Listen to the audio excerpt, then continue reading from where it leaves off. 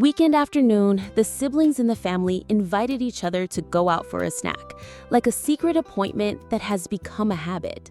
No need to discuss for too long, just text, "Let's go eat." And a few minutes later, everyone was there. This time, we chose the food court in the shopping mall. Cool, clean, and had enough dishes for everyone with different tastes to sit at the same table and be satisfied. After just a few rounds of walking back and forth, each of us had a full tray of food in our hands. One person was holding a huge box of fried chicken, another was holding a skewer of sausage, another went straight to the table with 3 or 4 different dishes: fish skewers, cheese sticks, grilled rice paper, fried shrimp rolls with green rice. The youngest child was also happily holding an L-sized cup of milk tea, slurping as he walked.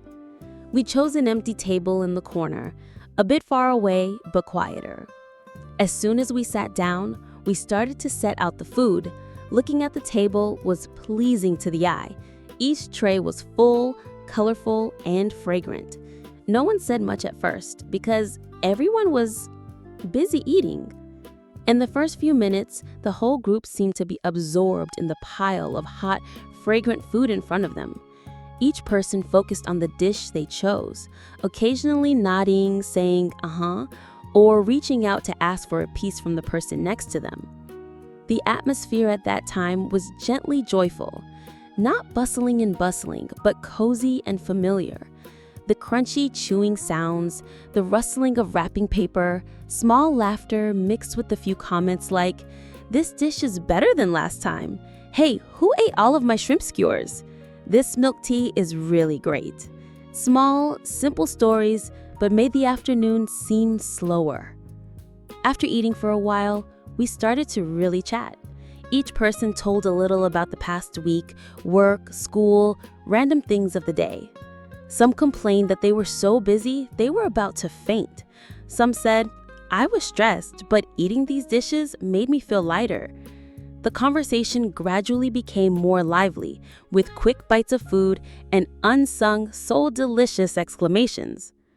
The atmosphere in the food court at that time was bustling but pleasant.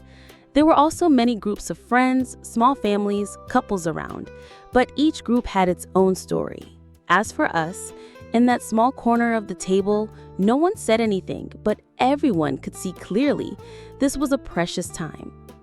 Finally, when the table had only a few skewer skins and a few crumbs left, we sat back and sighed in relief. We're really full. But the smiles were still on our lips.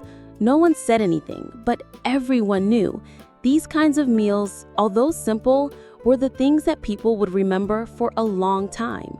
No need for elaborate plans, just a few delicious dishes, a suitable place to sit, and familiar people. That could create a perfect weekend afternoon.